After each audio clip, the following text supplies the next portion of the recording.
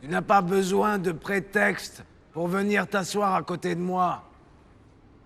Ces sièges sont publics. Et personne ne peut prétendre avoir réservé cette place que tu convoites. Alors ne te casse pas la tête à formuler une fausse question.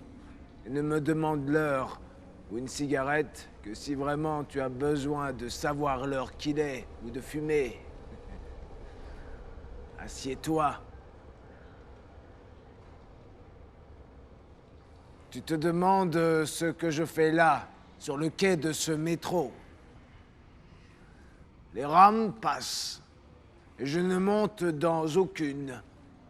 Toutes les 4 ou 5 minutes, des centaines de personnes descendent de ce wagon, et je n'en hèle aucune.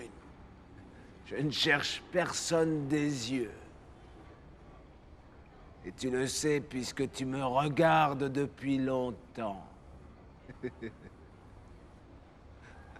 Mon visage est noir. Je suis sale et ridé. Mes lèvres sont sèches. Si sèches que si je riais tout d'un coup aux éclats, elles se fissuraient et du sang probablement en jaillirait.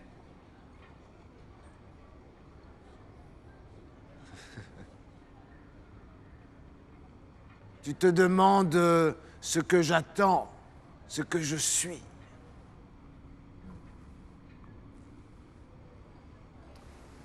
Laisse-moi à mon tour regarder de près, en prenant tout mon temps, ce que peut être le visage d'un homme aujourd'hui.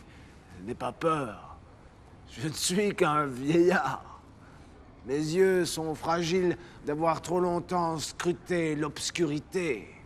Et cette étrange lumière bleue de néon qui clignote me brûle l'iris. Laisse-moi te contempler, que je vois si l'homme a changé.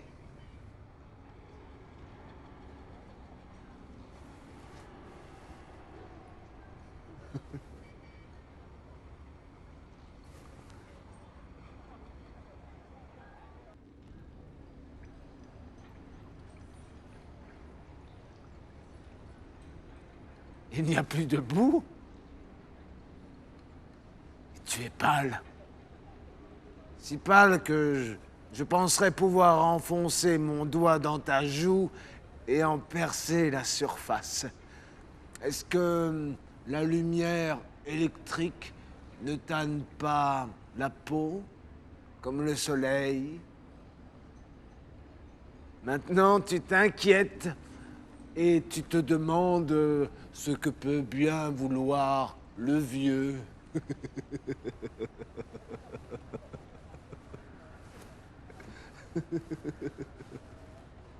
Je sais. Je sais.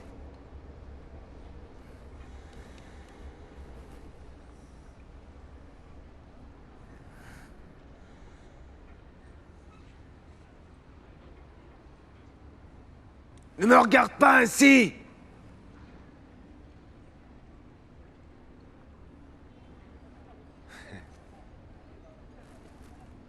Tu voudrais poser une question, peut-être plusieurs, mais tu ne peux pas.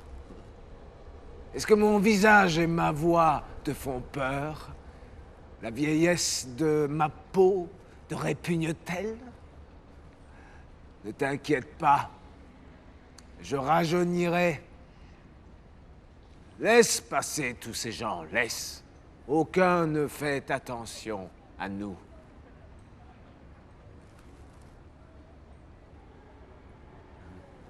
Tu te demandes ce que je suis et pourquoi cette voix que tu écoutes depuis quelques minutes et qui au premier abord était rêche et criarde te charme maintenant d'une douceur que tu ne t'expliques pas. Ne t'inquiète pas, camarade. Je vais tout te raconter. J'ai enfin trouvé la cité dont je suis. Je suis né d'abord. Et j'ai erré à la recherche d'un endroit à ma taille. Et je ne l'ai trouvé que maintenant, très longtemps après, à l'instant presque de mourir. Mais maintenant, je sais et je peux dire que je suis né pour New York. Je vais tout te raconter, camarade. Et écoute bien, car sous ce faisceau de lumière bleutée, tu vas entendre l'histoire d'Onisos le Furieux. Et oublie ces grappes d'hommes et de femmes qui se déversent sur le quai. Ces hordes de noyés ne nous dérangeront pas. Onisos va parler. Ne vois-tu pas déjà comme j'ai rajeuni et combien mon visage compte moins de rides? Je sens mon corps qui se réchauffe. Mes muscles sont plus fermes. Je pourrais me dénuder et tu verrais que mon corps n'est plus celui d'un vieillard. Je pourrais presque déjà te terrasser à la lutte.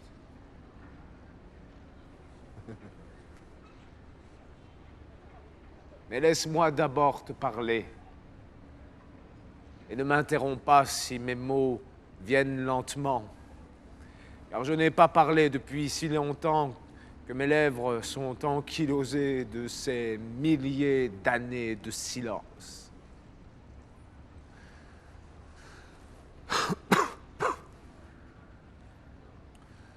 Il m'est difficile de me souvenir de ma terre natale.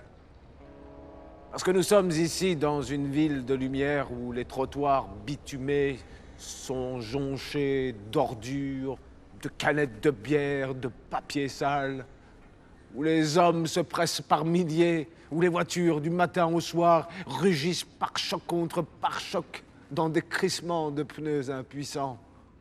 Alors que là-bas, il n'y avait qu'une poignée d'hommes et de femmes. Il m'est difficile de me souvenir de ce village parce que le temps a passé.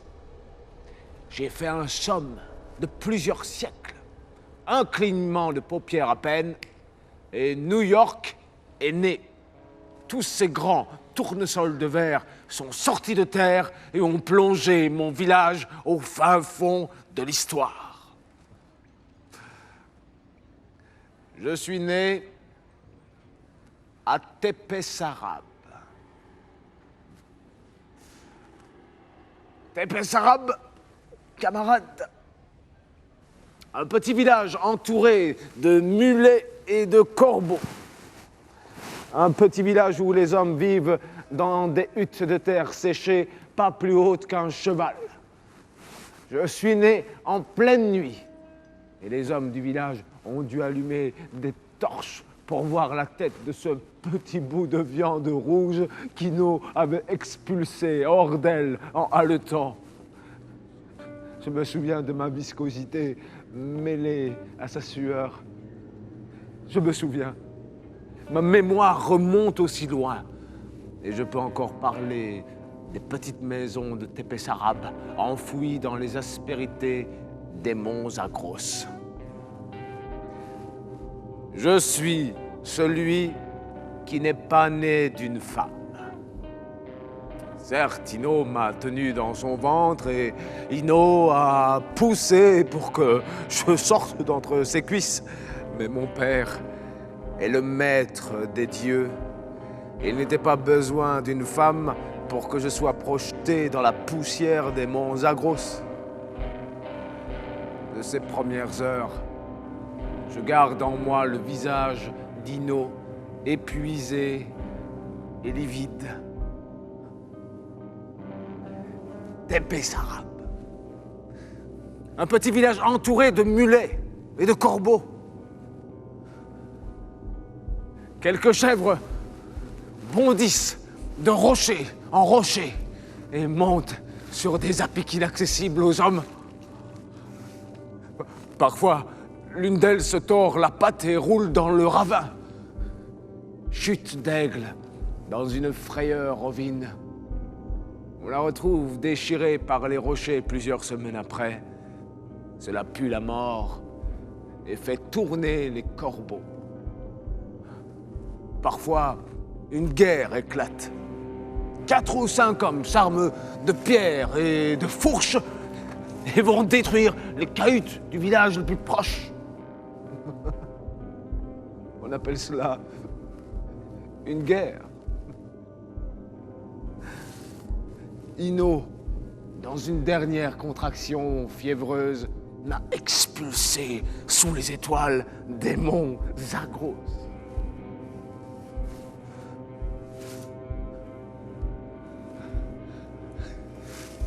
Il y eut une grande fête, en pleine nuit, à Tepessarab. On a fait un bûcher. Les hommes jouent de la musique, et les femmes dansent. Ino et Atamas sont ivres. La jeune mère s'est remise. La sueur des contractions a vite séché. C'était il y a 2 heures à peine. Elle n'y pense déjà plus. Elle veut jouir et danser. Et Atamas, le père de chair, veut boire et hurler. Le grand feu au milieu du village illumine les faces d'une lueur de démence. Le rythme des tambours se mêle aux cris des femmes. Je vois des corps se cabrer et frémir. Je vois des femmes hurler de plaisir et des hommes se rouler dans la poussière. Et la poussière leur colle à la peau tant ils ont sué.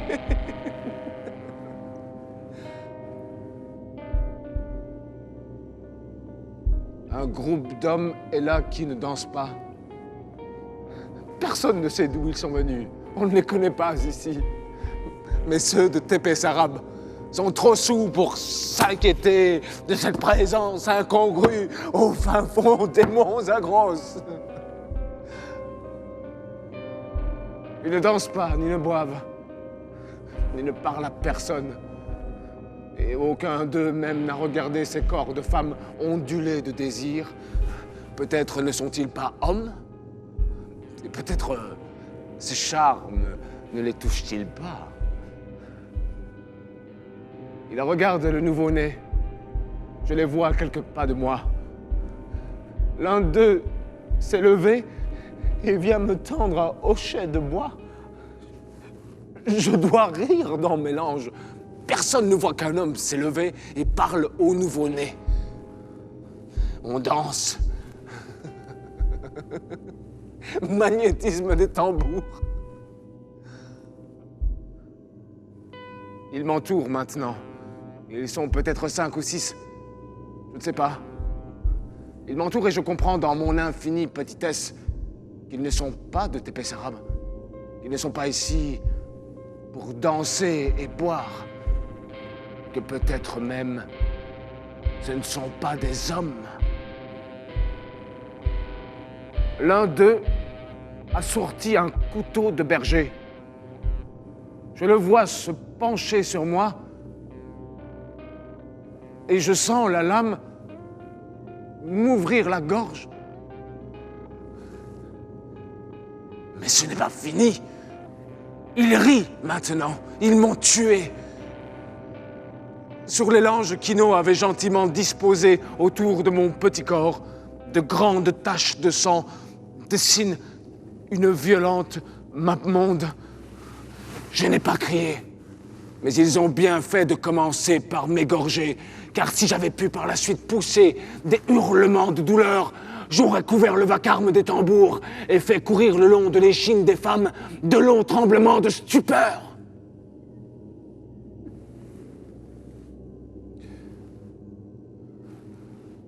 Je sens encore leurs mains saisir les membres de mon corps. Ils me saisissent et tirent chacune de mes extrémités. La chair se déchire, les os craquent. Une jambe! Un bras! Une jambe! Un bras!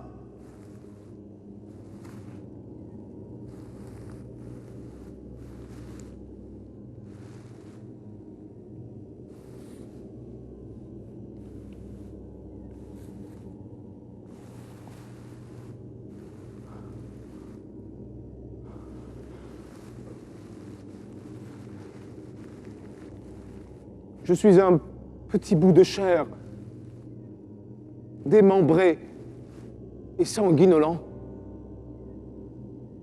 Mes membres de nourrisson gisent à quelques mètres de mon tronc, dans l'herbe sèche des monts Zagros. Mais ce n'est pas fini. Les hommes qui n'étaient pas de Tepessarab n'avaient pas dansé, ni mangé, ni bu. Et ils voulaient le travail accompli, faire la fête à leur tour. Alors ils ont rassemblé les morceaux de chair, ils les ont fait bouillir dans un chaudron de cuivre, ils les ont laissés mijoter, et ils ont avalé, en riant, le ragoût de nouveau-né.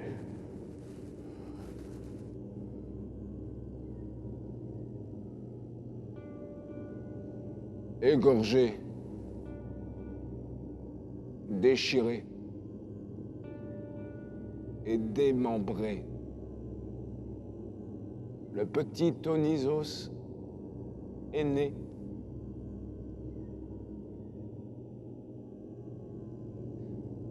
Et les imbéciles, dans leur démence, ont oublié le cœur.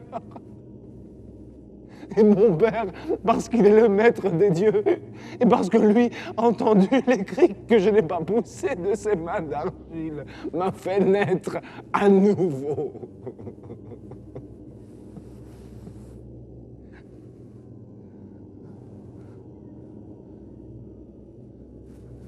Je ne dors pas la nuit.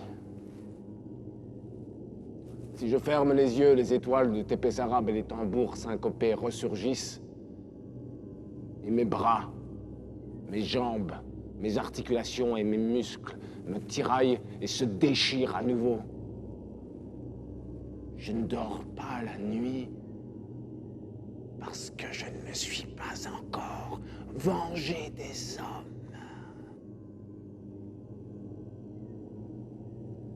J'ai quitté à jamais Tepessarab. Je suis nu. Je vis comme un fauve loin des hommes que je crains dans l'ombre oppressante des montagnes Zagros. J'ai erré de Beistoun à Hamadan. J'ai erré jusqu'à Tepégian, prenant en haine ces villages où l'on danse. La nuit est ma fureur. Personne ne tremble à l'évocation de mon nom, mais c'est parce que personne encore ne m'a donné de nom. Je suis le loup, le lion, l'ours et le chacal. Je m'essaie à chaque rugissement, des griffes me poussent au bout des doigts, mes cheveux sont en bataille. J'apprends à courir pour que plus jamais aucun homme ne puisse me saisir. J'apprends à courir la nuit entre Hamadan et Tepégian, et mes chevilles ne se tordent jamais dans aucune des infractuosités de la roche.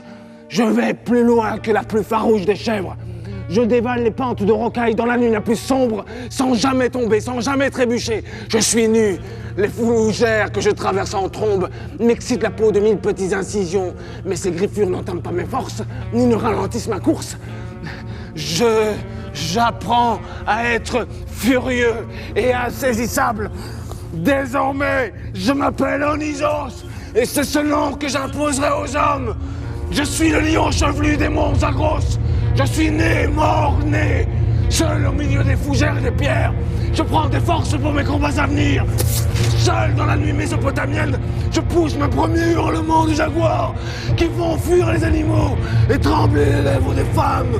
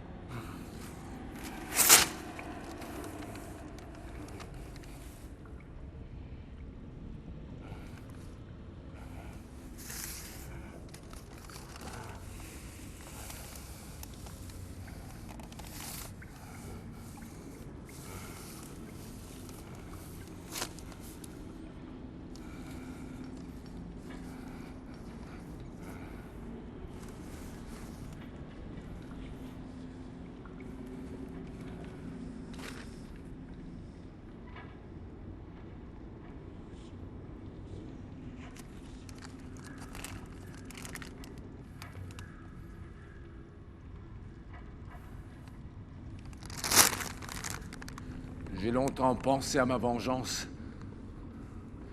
J'ai longtemps laissé en moi monter le magnétisme des fauves jusqu'à me sentir fort et sulfureux. Et j'ai su alors, d'un savoir instinctif, que ce sont les femmes qu'envoûterait ma voix, que ce sont les femmes qui connaîtraient ma frénésie d'aliéné. Lorsque je me suis senti prêt, j'ai commencé à rôder autour des villages comme le font les chacals. J'ai hanté les faubourgs la nuit, et les villageois ont eu à s'habituer à ma présence. Ils se sont demandé qui était cet homme à moitié nu qui venait les provoquer la nuit jusqu'aux frontières de leur village. Si c'était un homme ou autre chose, bête ou esprit. Personne n'a songé aux petits nourrissons écartelés. Lorsque j'ai senti que ma présence s'imposait à eux, malgré eux, je me suis approché encore un petit peu, jusqu'à frôler les fenêtres de leurs abris et parcourir les rues.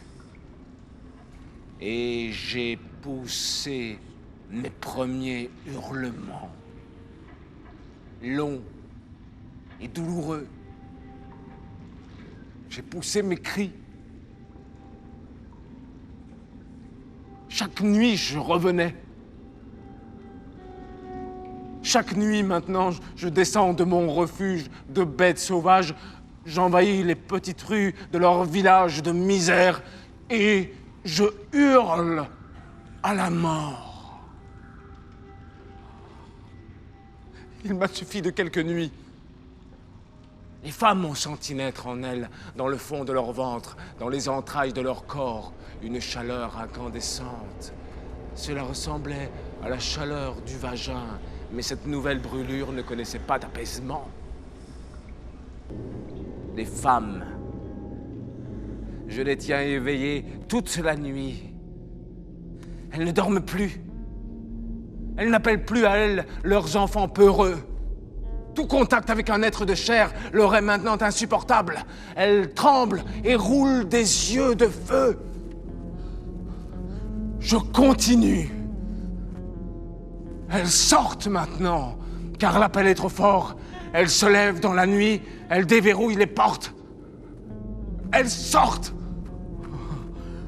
Je les emmène. Nous montons le long de petits sentiers de rocailles encombrés de fougères et la montagne se peuple de nos présences farouches.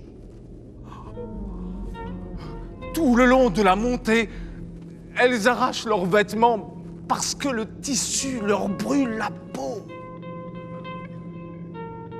Une horde de furies danse autour de moi. Je constitue mon armée. Elles sont nues et se saisissent les cheveux à deux mains. Tout ébouriffé, tout écarquillé de jouissance. Elles dansent et font trembler les roches des monts Zagros. Les hommes ont peur et disent que la bête des montagnes a le pouvoir de rendre folles leurs femmes.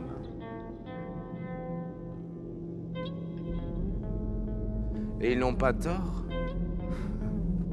Comme il fallait manger, j'ai chassé certaines nuits. Les bêtes que j'ai égorgées, je les ai dépecées. J'ai offert les lambeaux de chair rouge à la bouche de mes femmes. Elles riaient de démence et leurs dents étaient baignées de sang. Femmes de chair, femmes de foutre. Elles dansent de tout leur corps. Leurs déhanchements saccadés ne cessent qu'à l'aube. Toute la nuit, possédées par le soufre et la sueur, elles tournent sur elles-mêmes et se griffent la peau de jouissance. Les hommes, là-bas, dans leur baraque de terre, parlent d'orgie.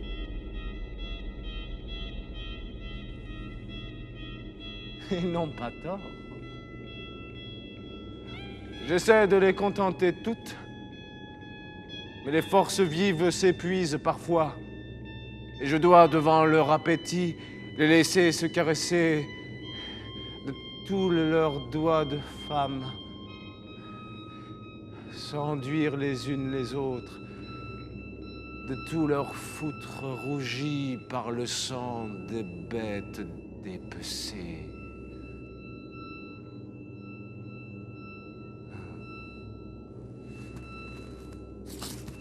Les hommes, d'abord, se sont révoltés, mais ils ne peuvent rien.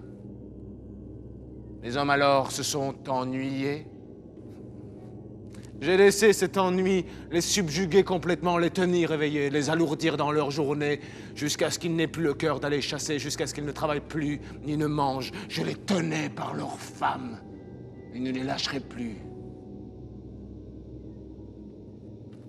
Au fil des jours, les villages se sont appauvris, et tous ces braves bergers sont devenus des crève-la-faim. Je tenais mon armée, une cohorte de va-nu-pieds, prêts à tout, affamés. Ils sont venus aussi, laissant tout derrière eux, leurs couches, leurs champs, leurs bêtes. Ils sont venus avec moi dans les montagnes et Onisos a eu son armée.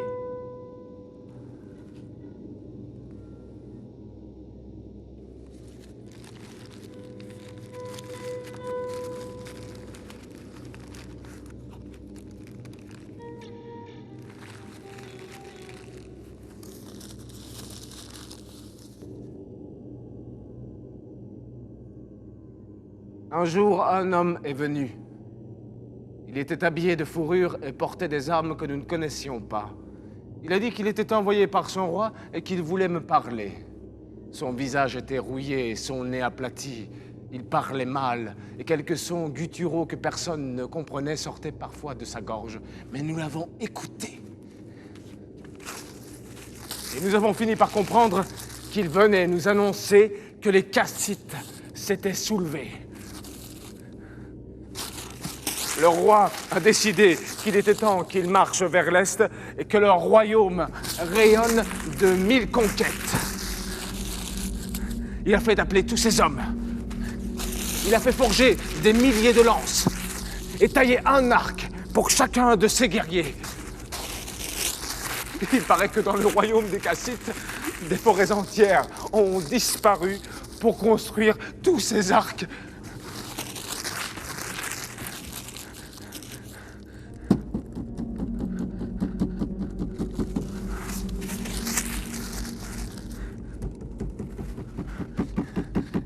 Ils se sont soulevés et approchent dans une grande colonne cacophonique où le souffle des hommes se mêle au hennissement des chevaux.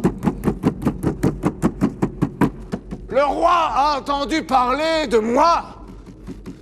Et il vient demander par ce messager si j'accepte de mêler mon armée de gueux à la sienne. Il lui manque peut-être encore quelques hommes, ou peut-être pense-t-il qu'il est préférable de faire de moi son allié, je ne sais pas. Il veut prendre Babylone. Il veut porter la tunique d'or de Nabuchodonosor. Je dis à l'homme que nous serons de la bataille. Et je dis à mon armée de gueux que nous allons descendre des monts Zagros et nous ruer dans la plaine du pays des deux fleuves comme une coulée de lave vivante. Je leur dis que les Kassites ne sont rien et que nous pourrions gagner cette guerre seuls s'il le fallait. Je leur dis que les murs de Babylone vont trembler. Nous sommes tous descendus, hommes, femmes, enfants, tous, avec des armes de fortune, avec la rage qui brûle les gencives. Nous avons marché sur Tépémoussian, la première ville du pays des deux fleuves.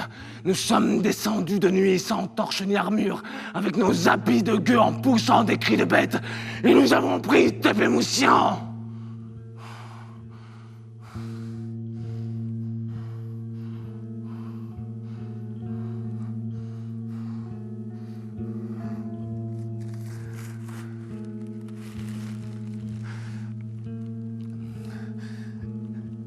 Je me suis travesti pour l'occasion pour ne pas qu'on me prenne pour un de ces grands conquérants superbes. J'ai peigné mes cheveux comme le font les femmes et j'ai mis sur le visage les couleurs qu'elles mettent pour charmer les mâles. J'ai le visage fin, les traits féminés. On dirait une vraie putain. Je conduis mon armée de va-nu-pieds, fière comme une prêtresse en rut, sur mon âne. Je suis le seul à avoir une monture. Les autres vont à pied. Je suis belle, mais je tue sans frémir. J'ai ordonné que l'on brûle Tépé Moussian. Je sais que le roi des Cassides ne sera pas content, mais je m'en manque! Je veux que tout le monde voie cette torche dans la nuit. Je veux que les guetteurs de Babylone réveillent le roi bouffon avec la voix qui tremble et lui annoncent que Tépé Moussian brûle. Je veux que Nabuchodonosor sache qu'Onisos est descendu de ses montagnes et qu'il va le manger. Nous marchons sur Babylone. Chaque nuit, nous avançons un peu plus. Le pays des deux fleuves s'embrase. Ils m'ont donné un nouveau nom. À chaque ville que nous brûlons, je l'entends murmurer dans l'effroi. Ça creuse. Ça creuse. Babylone dorée. La grande pute à l'anguille, jardin suspendu, où les éléphants domestiqués par de sages esclaves caressent les seins des femmes de leurs longues trompes parfumées. Babylone, violée par une bande de démons en guenilles. La bataille a duré 5 jours et 5 nuits. La première nuit, nous avons fait voler en éclats le mur d'enceinte extérieur. La deuxième nuit, nous nous sommes rués contre la porte de Marduk et la porte de Nirurta. Et comme nous n'avions pas de bélier, c'est avec nos fronts que nous heurtions de plein fouet le bois clouté des 2 battants têtus. Bien des têtes se sont fracassées, mais le bois s'est finalement fissuré et les portes ont cédé. La troisième nuit, nous sommes entrés dans la ville. Les soldats babyloniens avaient reçu l'ordre de se retrancher dans le palais. Ils nous ont abandonné leur ville. Avec les boutiques, les femmes, les enfants, les fontaines, les arbres fruitiers. Ils s'en sont remis à notre mansuétude. Mais nous ne connaissons aucune mansuétude. J'ai mis le feu à chaque maison, tout brûlait, tout crépitait. Les femmes babyloniennes se sont mêlées aux nôtres. Elles ont à leur tour ébouriffé leurs cheveux et retroussé leurs tuniques. Les hommes, nous les avons tués. La 4e nuit, nous avons attaqué le palais de Nabuchodonosor et les jardins suspendus sur les bords de l'Euphrate. J'ai lancé toutes mes femmes et tous mes gueux dans la bataille et j'ai percé les flancs de mon âne pour qu'il aille plus vite qu'une traînée de feu. Ils nous attendaient en haut de leurs murailles de marbre, les guerriers babyloniens retranchés. Et ce fut un cyclone de flèches. Nous n'étions pas armés, mais nous étions innombrables. Ils ont fait périr des centaines et des centaines des nôtres sans parvenir à endiguer l'océan. La 5e nuit, j'ai déambulé dans les couloirs du palais de Nabuchodonosor, seul. Et j'ai su alors que j'avais vaincu. Il y avait tant de cadavres, tant de corps, qu'il était impossible de savoir qui était babylonien, qui était cassite et qui n'était rien. 1 million de petites incandescences ont réchauffé cette nuit suave. Et le feu de la perle de l'Euphrate a dû se voir jusqu'en Grèce et bien au-delà encore. Mon armée est décimée. Le roi des Cassites a toujours pris soin de me faire charger en première ligne. Il croit avoir vaincu. Il croit être terrifiant et indomptable, mais il se trompe. Car le nom maudit, le nom que les femmes de Mésopotamie désormais prononcent en tremblant, c'est celui des Zagreus et c'est le mien!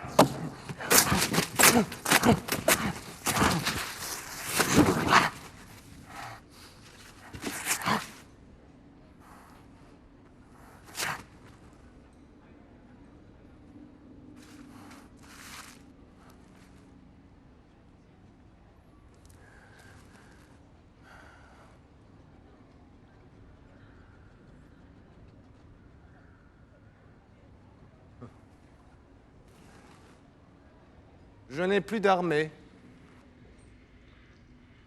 Mais j'ai gagné ma première bataille. Onisos s'est essayé à la guerre avec une armée de femmes et de vauriens, et Onisos a fait tomber Babylone, le joyau de l'Euphrate. Coup de sang, coup de maître, coup prophète.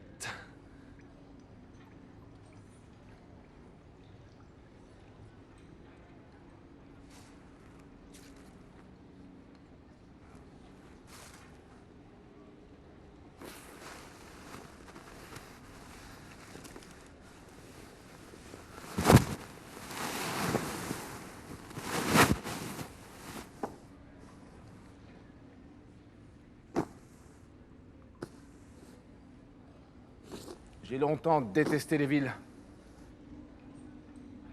Babylone a été la première. Aujourd'hui, je regarde New York et je comprends à quel point cette cité me ressemble, à quel point j'y suis bien. Arméniens, Juifs, Coréens, Cubains. Le monde est là. Le monde entier entassé à New York, comme à Babylone autrefois, même frénésie. C'est l'opulence et la misère, côte à côte, bouche à bouche. Le riche et l'indigent, chaîne en or et sans-abri. C'est ma ville. Je comprends maintenant. Je peux tout faire ici. Je comprends en contemplant cette station de métro fangeuse, ces buis-buis grouillants, ces grandes avenues d'asphalte, que Babylone était semblable à cette ville. Et que j'aurais aimé Babylone. J'aurais dû lancer mon armée contre les Kassites, décapiter le roi et planter sa tête en haut d'une lance dans l'herbe du plus haut des jardins suspendus. Je serais devenu le héros de Babylone.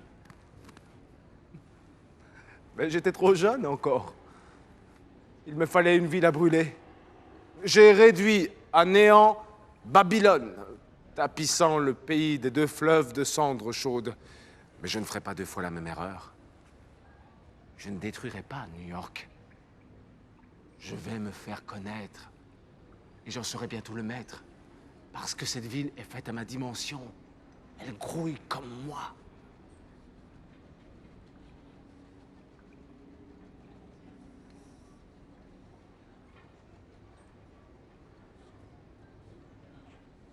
Tu écoutes mes récits sans rien dire.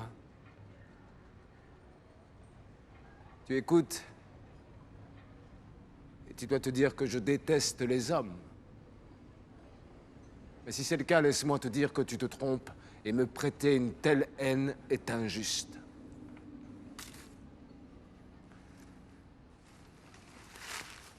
Babylone était tombée, et rester auprès du roi des Kassites ne m'intéressait pas. J'ai repris mon âne, et j'ai voyagé 5 jours et 5 nuits en direction de Our. Une peine immense m'étreignait, que je ne distinguais pas, et qui me pesait. Je pensais à Ino.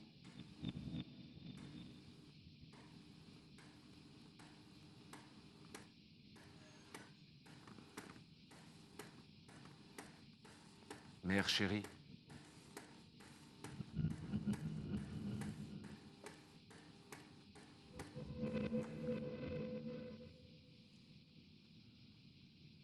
Mère chérie. Je n'ai connu ta présence que quelques heures. Je me souviens à peine des traits de ton visage. Mais le grain de ta voix résonne à jamais dans mon cœur. Dino. Ce soir, sans que je sache d'où cela me vient, la certitude de ta mort me fait verser de grosses larmes océanes. J'ai toujours su que je ne reviendrai pas à Tépé-Sarab, et que jamais je ne viendrai frapper à la porte de la maison de terre. Mais il restait malgré tout l'idée que tu vivais, que par des nuits semblables à celles où tu m'expulsas hors de toi, tu pleurais pour ton enfant. Sur la route de Our, la tristesse qui m'étreint m'annonce que tu es morte.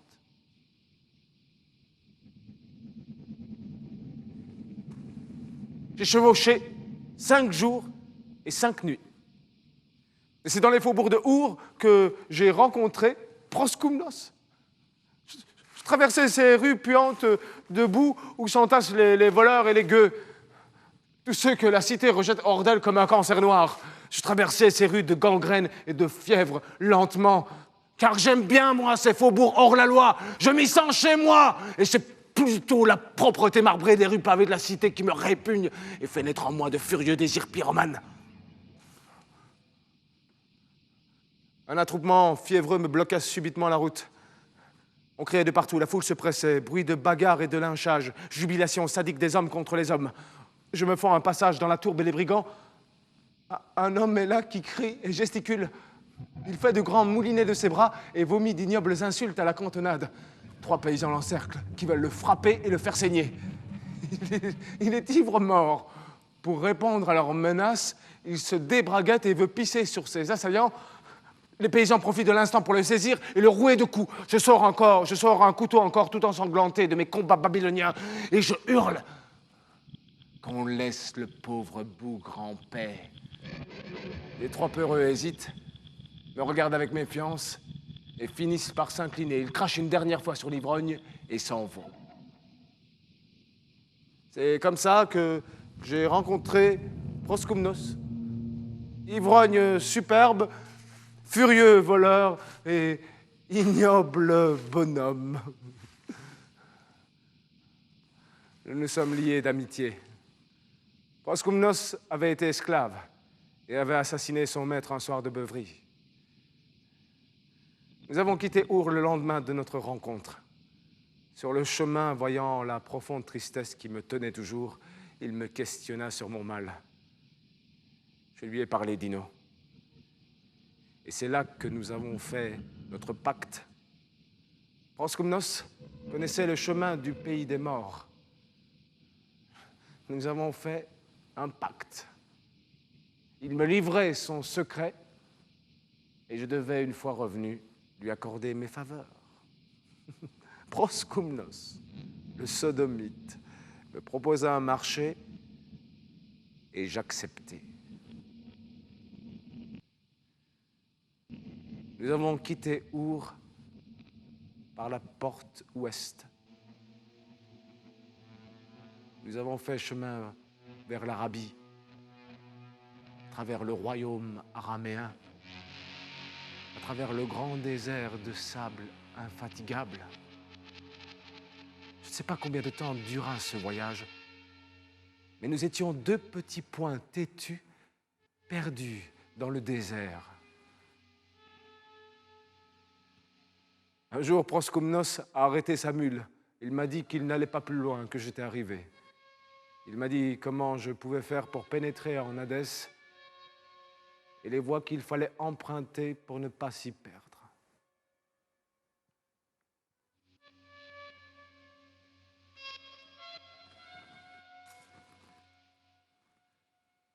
Je ne dirai pas ce que je vis là-bas.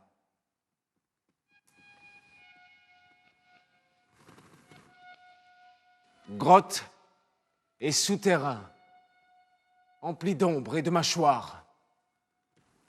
Pièces immenses pleines de morts entassés depuis tous ces siècles passés. Et pièces immenses encore vides pour tous les morts à venir.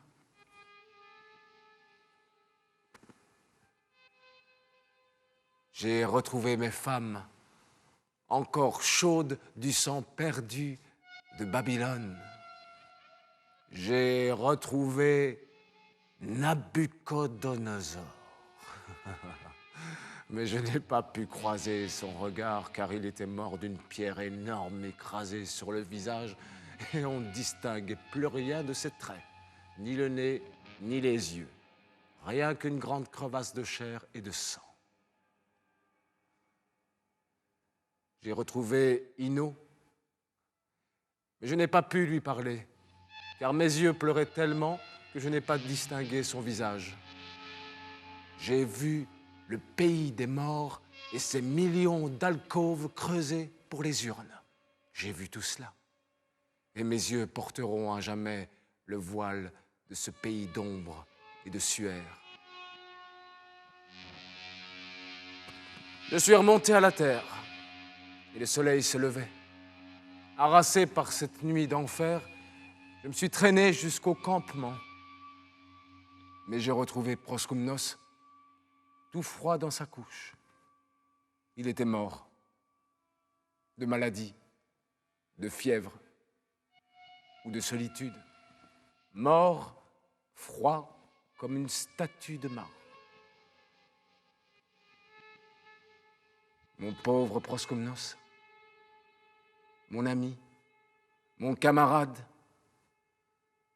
je n'ai pas oublié notre serment et je veux m'acquitter de ma part. Alors, au milieu de ce désert de sable et de rocailles, j'ai fait pousser un figuier. Et lorsque le figuier a été haut et robuste, j'ai cassé une de ses branches, la plus longue, la plus solide. Et avec elle, Proskomnos, j'ai rempli ma part de la promesse.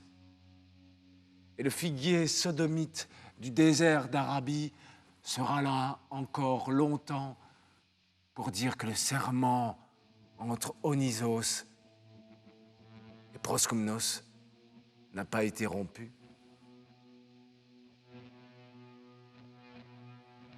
Mais j'étais seul à nouveau. Je suis reparti sur mon âne d'aimant, vers l'ouest, vers cette mer qui clôt le désert. Je me suis plongé dans la mer Rouge. J'avais tant de sang sur moi, de tant de batailles, que j'ai dû laisser derrière moi un long filet obscur. J'ai nagé jusqu'aux rives de l'Égypte.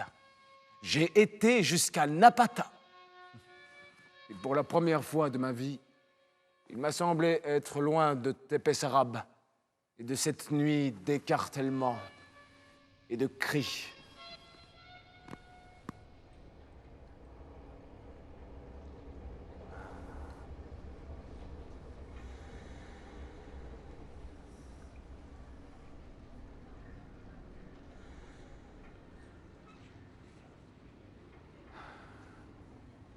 Sur les bords du Nil, je crois que j'ai été heureux. Aujourd'hui, je repense à cette vie de fuite et de poussière, à cette vie d'essoufflé que j'ai menée sans jamais pouvoir m'installer nulle part, car partout où j'allais, des hommes prenaient les armes pour me combattre et me chasser. Je repense à cette vie qui ressemble à la longue charge d'un taureau, et je peux dire que c'est sur les bords du Nil que j'ai connu les instants paisibles et lumineux qui font de la vie d'un homme parfois un pari gagné. Les hommes à Napata et dans chacune des villes que j'ai traversées par la suite avaient cessé de me regarder avec la haine du corbeau. Ils ne se regroupaient plus en milices vociférantes, proférant qu'il fallait chasser la bête et ne cesser que lorsqu'elle aurait quitté leur terre et abandonné leurs femmes. Je me souviens de ce pays de sable et de répit. J'ai descendu le Nil, suivant chacune de ses boucles, chacun de ses coudes, marquant une encoche sur mon bâton à chaque nouvelle cataracte. Je me souviens des eaux limoneuses de ce grand fleuve de tourbe jaune. Connais-tu l'Égypte, camarade? Connais-tu Soleb, Kalabchar, comme Ombo et Edfou? Dans cette ville où nous sommes, toi et moi, il n'y a rien qui évoque les couleurs de ce pays, rien que je puisse te montrer du doigt en te disant que là-bas, les choses sont identiques. Les voitures grondent sur l'avenue, les immeubles se dressent comme les stèles infinies de la modernité, le visage des hommes est blafard et fatigué, la ville entière est plongée dans une odeur de fumée et de friture, alors que tout là-bas résonne d'un calme souverain que rien ne vient interrompre, que le bruit froissé des feuilles de palmier qui s'entrechoquent sous le vent du soir. Les hommes travaillent aussi là-bas, toute la journée, et sous un soleil intraitable. Ils bêchent et retournent la terre. Et tout est teinté de lenteur et de sérénité. J'ai souhaité que mon voyage égyptien ne cesse jamais, que le Nil soit un fleuve infini qui parcourt la terre de 1001 petites courbes, qu'aucune vie humaine ne suffise à épuiser cette promenade. J'ai souhaité que le Nil soit le Léthé d'Orient, que je puisse m'annihiler dans ses eaux plates, oubliant mes blessures et mes haines, oubliant mon nom et Babylone. J'ai souhaité m'immerger tout entier dans le fleuve et sortir sur l'autre rive, plus vierge qu'un enfant, sans entaille et sans souvenir.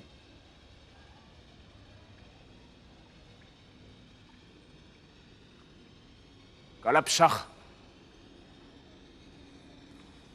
comme Ombo, Edf, tel El Amarna. Je marche sur les rives du Nil. Je marche. Et mes pieds s'enfoncent dans le sable mouillé de soleil. J'ai traversé les 5 cataractes, le tropique du Cancer et les nécropoles de Luxor. Je suis seul. Et je jure que je n'ai rien fait que marcher, saluant peut-être parfois d'un geste humble de la tête ceux que je croisais et qui labouraient sur le bord de la route des champs immergés. Mais je n'ai rien fait. Et pourtant, à Abydos, je me suis aperçu qu'un nuage de poussière me suivait. Je me suis retourné et j'ai attendu pour voir s'il s'agissait de l'escorte de quelques pharaons. Mais c'est une horde de femmes empoussiérées que j'ai vues arriver. Et d'aussi loin qu'elles m'ont reconnu, elles se sont arrêtées à leur tour, n'osant plus approcher plus avant de leur dieu de chair. Je les ai aimées, comme j'ai aimé les femmes mortes à Babylone. Elles étaient mes fidèles, les pieds meurtris par la marche, la gorge sèche, les yeux rougis de soleil. Je comprends aujourd'hui, sur les bords du Nil, que je suis Onisos et que cela ne peut s'effacer. Toutes ces femmes me le rappellent.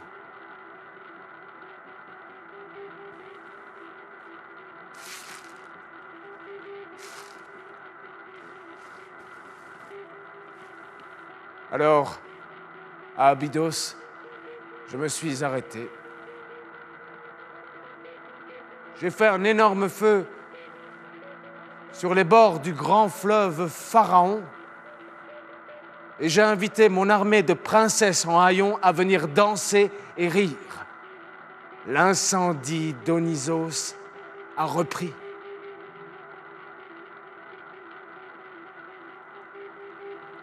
Ce long voyage sur les bords du Nil, ces heures passées à arpenter l'Égypte de Napata à Abydos, ont été les seuls instants de ma vie où j'ai pu me soustraire à l'incendie, les seuls instants où je ne fus qu'un homme.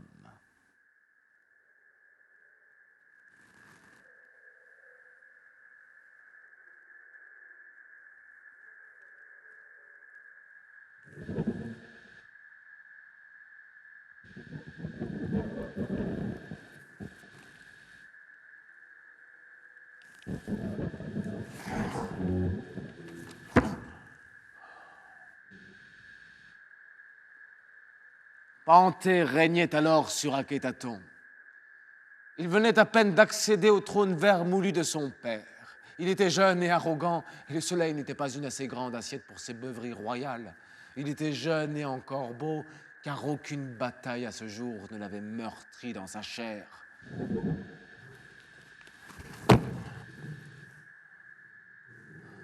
Corps imberbe de puceaux sacrés. Ses longs cheveux blonds étaient tressés plusieurs fois par jour par des esclaves africaines qui les couvraient de miel et de lait. Il entendit parler de nos fêtes, car tout Akhetaton résonnait maintenant de mon nom. Sa curiosité l'enflamma, il ne pensa plus qu'à cela. Beau Panthée, beau mignon, je ferai saigner tes lèvres si tu souris devant moi. il prit la décision de participer à l'une de nos cérémonies. Il fit venir ses servantes et demanda à ce qu'on le travestisse en femme.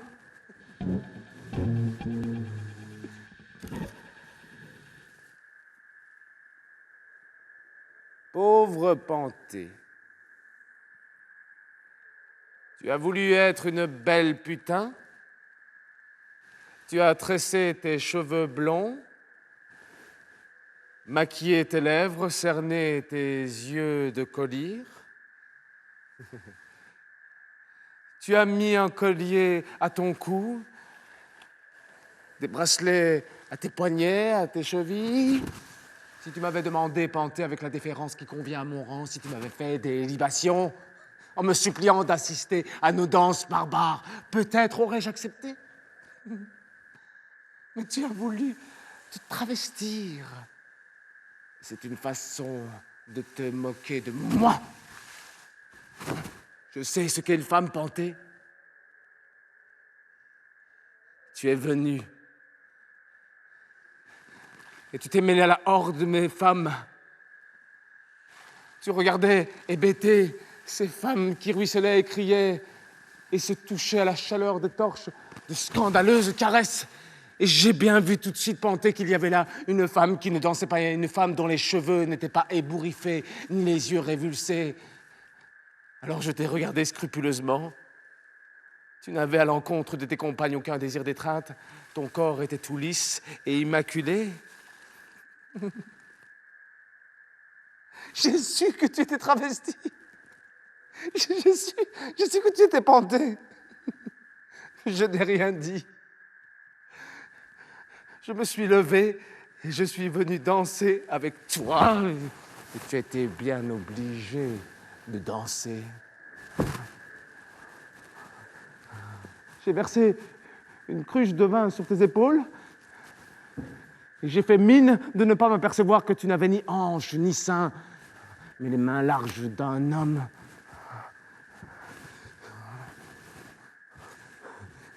Toutes les furies nous entourent maintenant, toi et moi, Panthée. Je sens la chaleur du grand bûcher qui irradie ma joue. J'ai fait mine de ne rien voir, mais tu n'as rien dit. La peur t'avait saisi et tu tremblais. Peur africaine, des ciels d'étoiles lorsque les étincelles du brasier montent dans le vent et dessinent en l'air la silhouette des morts.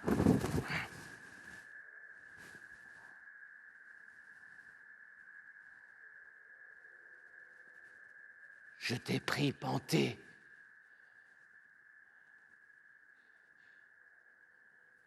Comme un sauvage, j'ai pénétré ton corps serré. Et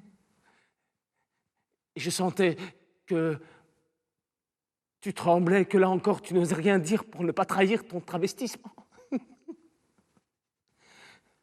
Lorsque j'ai joui dans ton cul de putain fardé,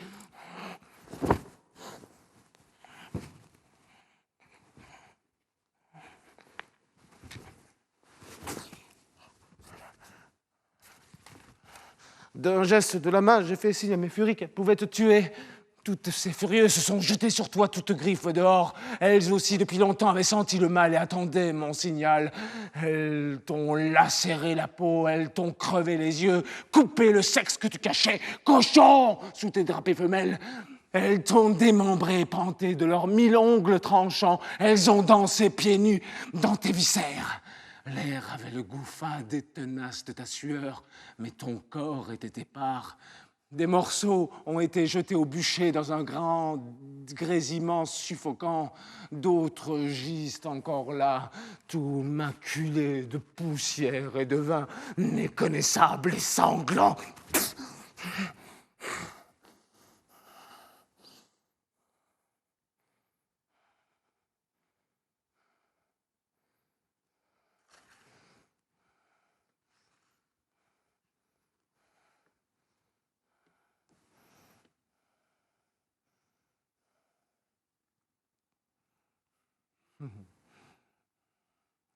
J'ai joui plus de 20 fois cette nuit-là, et dans 20 femmes différentes.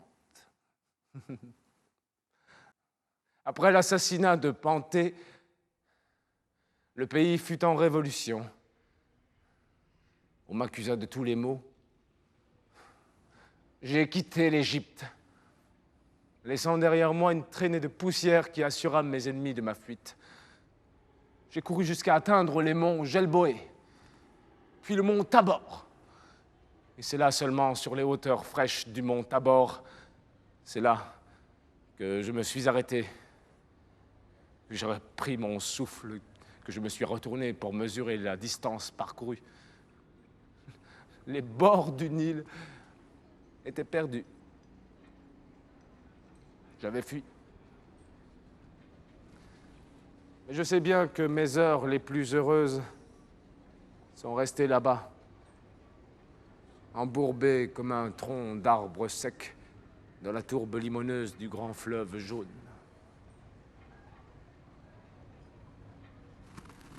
Je vois que tu me regardes de manière plus précise. T'avais dit, j'ai bien vu alors que tu ne me croyais pas, que parler me ferait rajeunir. Je ne suis pas resté longtemps sur les hauteurs fraîches du mont Tabor, quelques nuits à peine. J'ai chassé, car je n'avais pas mangé depuis cette nuit où nous avions démembré Panthée. Et la société des hommes me manquait. Et je partis pour Akko. J'accepte de raconter la rencontre d'Akko. J'accepte. Parce que jusqu'à présent, j'ai tout raconté et que taire cet épisode serait mentir, mais fais bien attention à être respectueux de chacune de mes paroles ou je te tuerai aussi sûrement que j'ai tué Panthée.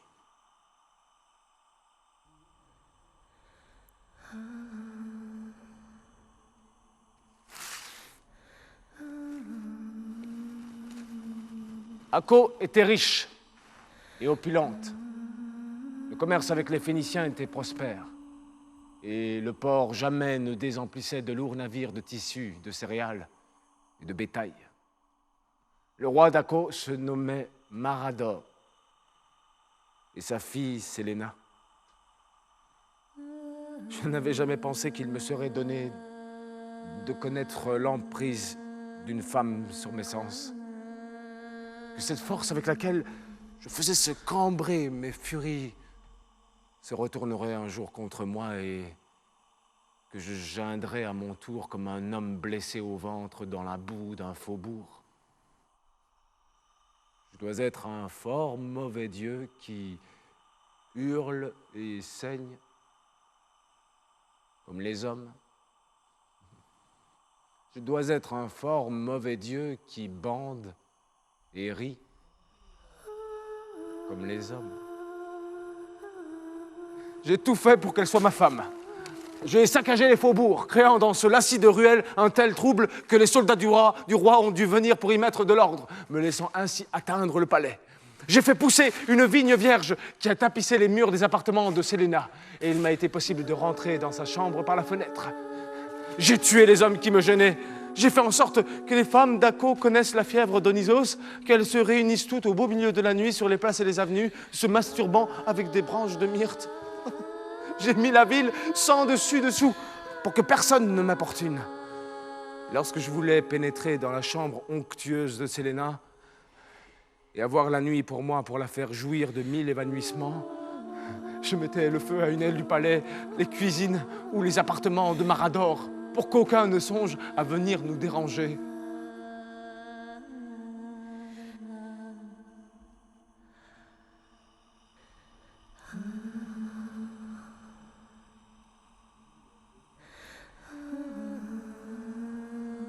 Séléna ne disait rien. Elle veillait sur mon corps comme une nourrice sur le nouveau-né qui lui tète le sein.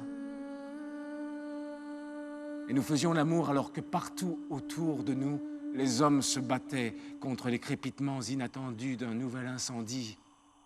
Et les cris affolés des esclaves éveillés en pleine nuit par des lueurs suspectes couvraient nos hurlements, scandés par la vigueur des muscles. J'accepte ta voix, Séléna, comme seule musique pour me faire danser. J'accepte tes deux mains comme seule vague pour me faire chavirer. Encore aujourd'hui où je suis un vieillard perdu sur le quai d'un métro new-yorkais. Encore aujourd'hui, je ferme les yeux. Et ton corps ambré surgit dans ma cécité. Je me souviens de chaque murmure de ta chair. Je me souviens de chaque cambrure. Et je donnerai la vigne et mon thyrse. Je donnerai mon magnétisme et les souvenirs de l'Égypte pour connaître encore la syncope mouillée de nos décharges simultanées. J'ai passé trop peu de nuits là au creux de tes cuisses, dans l'immensité feuillue de ton vagin. J'ai sué de trop peu de secousses et vu trop peu tes lèvres frémir.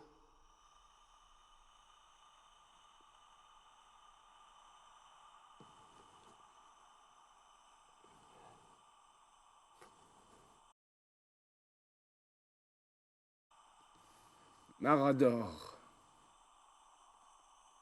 effrayé par les hoquets que connaissait sa cité, consulta un devin. On lui dit qu'une bête immonde, mi-homme, mi-bouc, une bête à cornes qui puait le vin et la crasse, montait sa fille, et que de ses accouplements contre nature naîtrait un scarabée visqueux, quelque blatte géante qui ruinerait le pays. Il nous tendira un piège. Marador et ses 3 frères se mirent en embuscade, et ils interrompirent nos étreintes en pleine nuit. J'ai essayé de me débattre. J'étais nu. J'ai essayé de mordre et de griffer. Mais ils étaient en armes, couverts de plaques de cuir, et je n'ai pas pu entamer leur chair.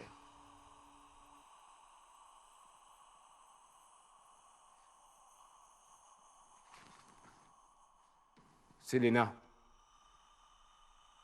j'ai vu ton père te saisir par les cheveux et d'un geste sec et coupant t'ouvrir la gorge à mes yeux. Il a préféré te tuer plutôt que de t'entendre hurler mon nom. Et le sang sombre a empli les plis du lit, rage de l'homme et rage du bouc. Dans une dernière nausée musculaire, j'ai arraché les bras qui me tenaient à terre et j'ai bondi par la fenêtre chassée de cette nuit mauvaise par des milliers de torches que le roi avait ordonné d'allumer partout dans toute la ville. Je cours à nouveau. Et je suis un chien, Séléna.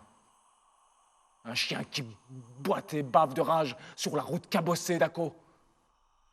Je cours dans les collines comme un gros insecte rampant. Je maudis ces hommes et leurs bras de tueurs. Je maudis cette ville et j'en ferai ma Carthage.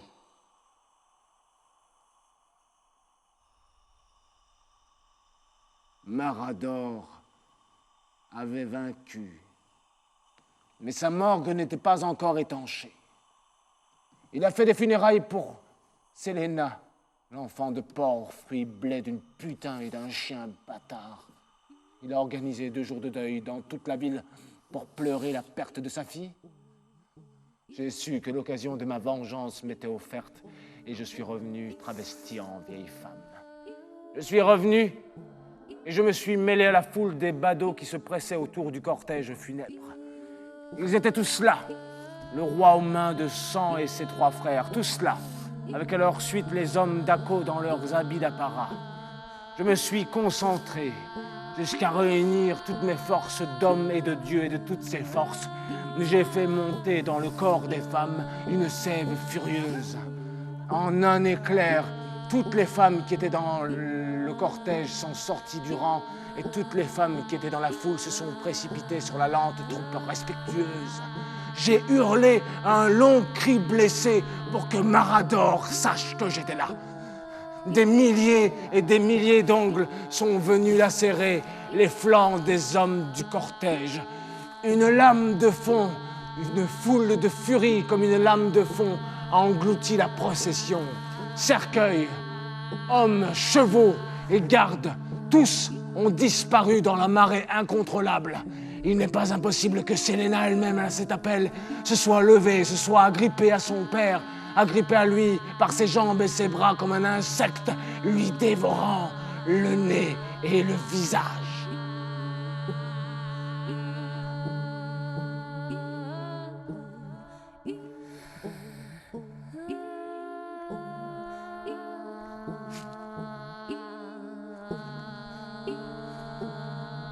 Je ne suis pas resté. J'ai vu Marador et ses 3 frères périr dans cette nuée furieuse, et cela suffisait. J'ai marché jusqu'au port, laissant derrière moi les cris étouffés de la bagarre. Le cercueil de Séléna avait chaviré. J'ai vu une dernière fois son visage livide me sourire pour cette vengeance sanglante. Ako a dû se réveiller quelques heures plus tard et mes femmes ont dû revenir à elle, toutes étonnées d'avoir la bouche pleine de sang.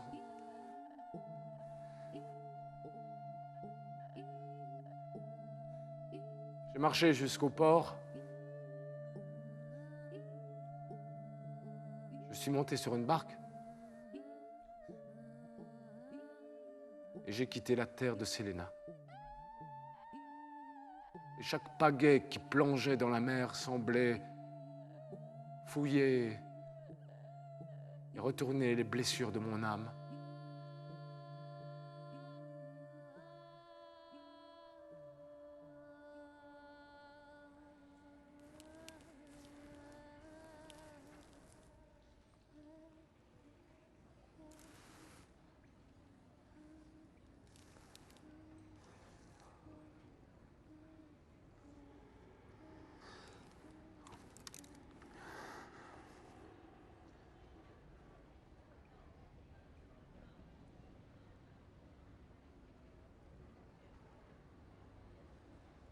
Regarde cet homme là-bas sur le quai.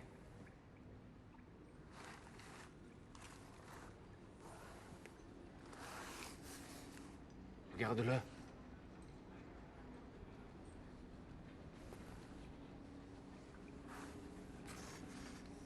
Il sue alors qu'il ne fait pas chaud. Il claque des dents malgré cet imperméable dans lequel il a emmitouflé son corps. Il est tout entier noué à son vice, tout entier dans l'attente de ce qui le délivrera de sa fièvre. Regarde-le maintenant. Il se pique les veines et injecte en lui cette liqueur qui le fait grimacer de plaisir et lui révulse les yeux. C'est un corps artificiel. Une sève chaude emplit son vieux corps sec. Une sève qui le consume et le vide. C'est une ombre affamée, secouée de spasmes et de tremblements. Il est mort, mais jouit encore. Regarde cet homme. Si j'avais eu comme lui la possibilité d'acheter ce qu'il achète, si j'avais pu comme lui me brûler la cervelle par les veines, j'aurais pris moi aussi cette liqueur et je me la serais plantée au creux du bras. J'étais seul sur une barque, calciné par les feux du deuil. C'est sur une barque que j'ai commencé à vieillir. C'est sur une barque que mon visage a connu ses premières fatigues. Et si je rajeunis au fur et à mesure que je te parle, s'il est vrai que lorsque j'aurai fini mon histoire, mes mains ne trembleront plus, s'il est vrai que ma tête déjà a cessé de dodeliner, je sais bien que ces premières rides, nées lorsqu'Akko brûlait, jamais ne disparaîtront. Je dois être un fort mauvais dieu qui chavire et se ride. Alors je ne sais pas si j'ai ramé ou si j'ai dérivé. Je ne sais pas si mon corps a eu cette force encore de lutter contre la mer. J'ai vu l'île de Chypre se dresser devant moi et je n'ai pas voulu y aborder de toutes mes forces, je n'ai pas voulu. Ça aurait été comme de plonger un homme de feu dans une mer d'essence. J'ai dérivé longtemps. Je suis arrivé sur les côtes troyennes en pleine nuit. J'avais entendu parler de cette guerre de rage et de fureur. J'ai longuement regardé les remparts d'Ilion dans l'obscurité. Je ne savais pas si j'allais les défendre ou tenter de les mettre à bas, mais la décision était néanmoins de prendre part au combat, de choisir mon camp et de m'y tenir, de subir le sort de ceux que je choisirais comme compagnons. J'ai choisi Ilion. Peut-être parce que depuis toujours je préfère l'humilier. Peut-être tout simplement parce que je voulais mourir, qu'il n'y avait pas de meilleur endroit qu'Ilion pour cela.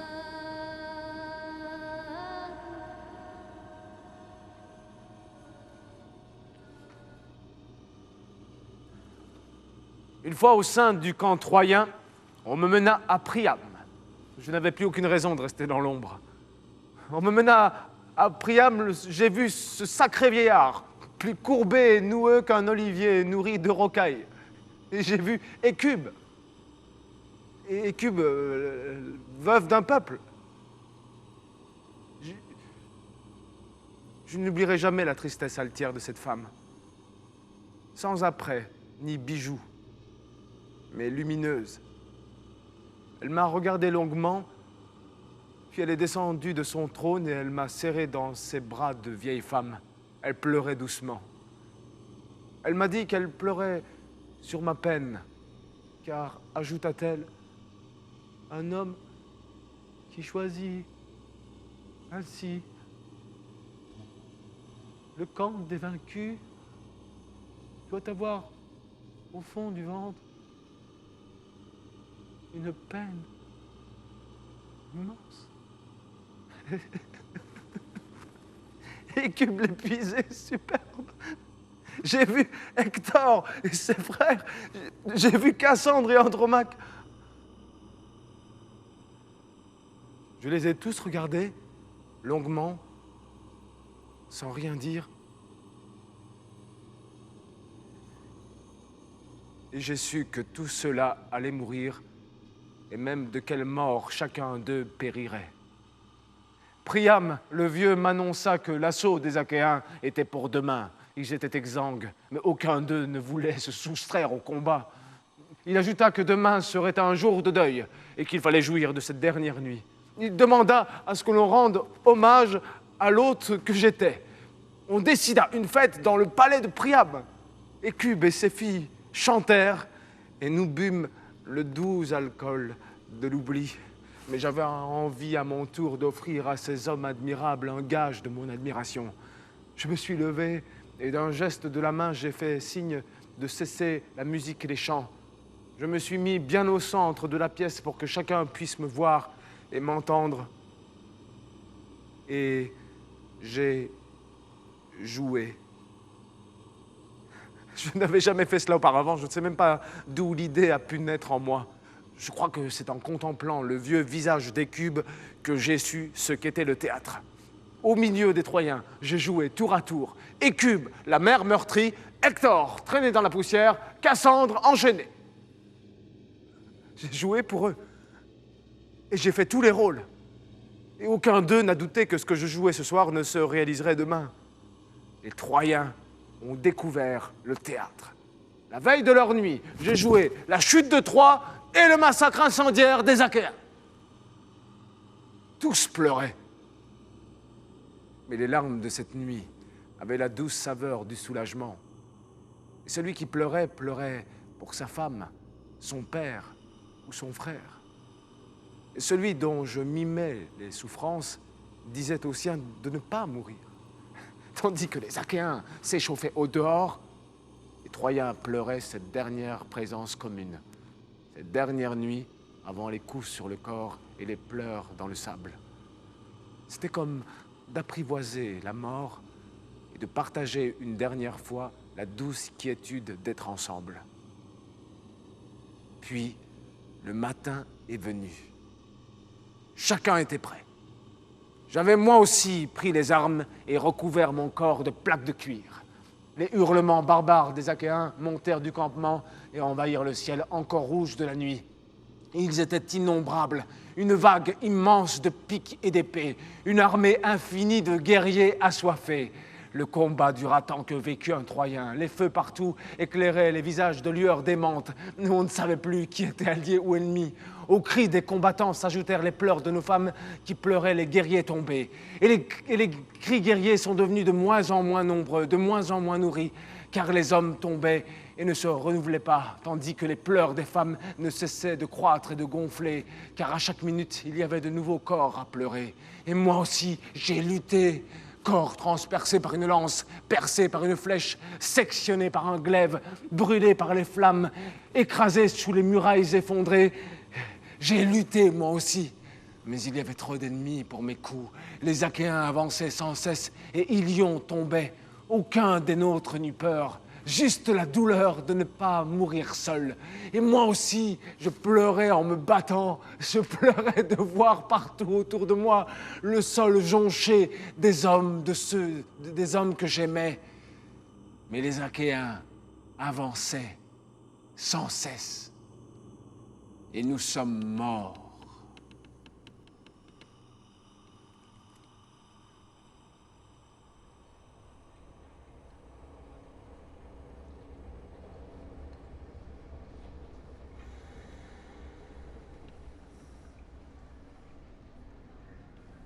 Le jour se lève et les gens déversés par vagues successives vont affluer à nouveau. Tout New York va s'ébruiter de 1000 petits étirements. Nous avons parlé toute la nuit, camarades.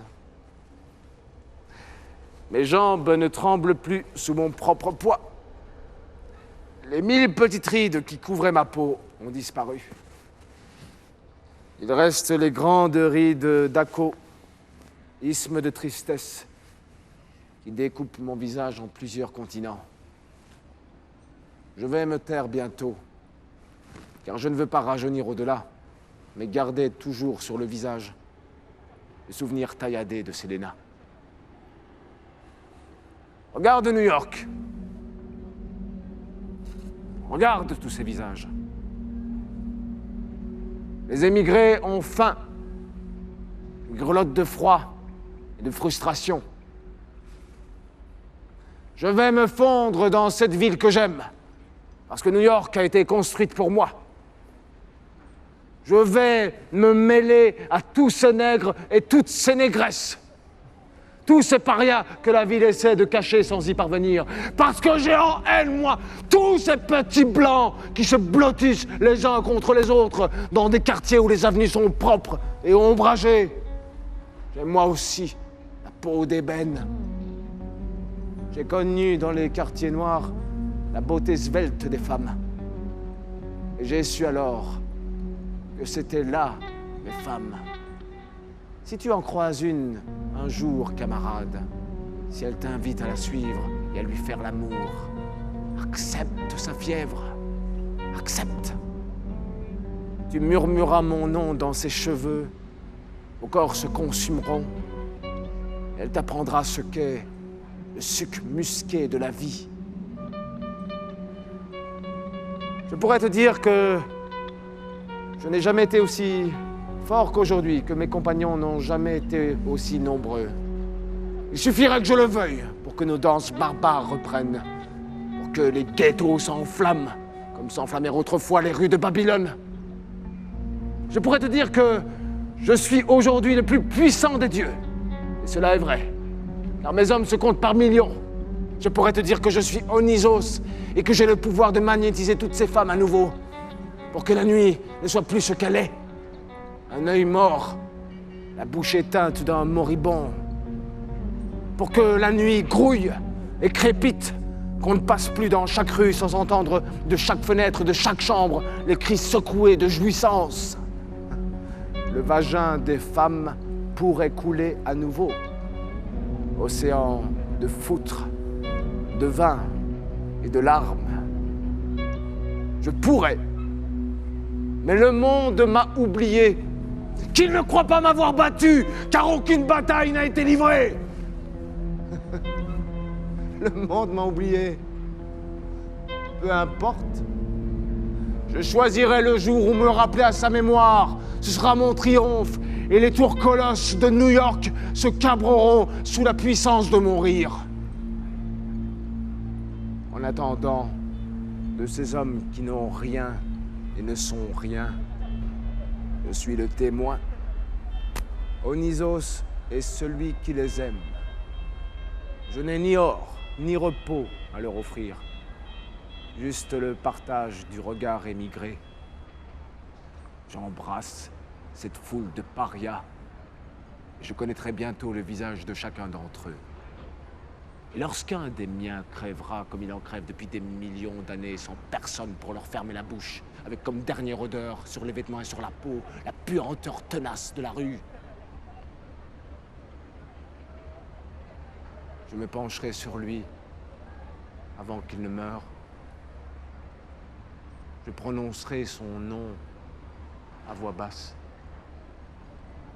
et je lui dirai « Onisos ». Et là, il le connaît,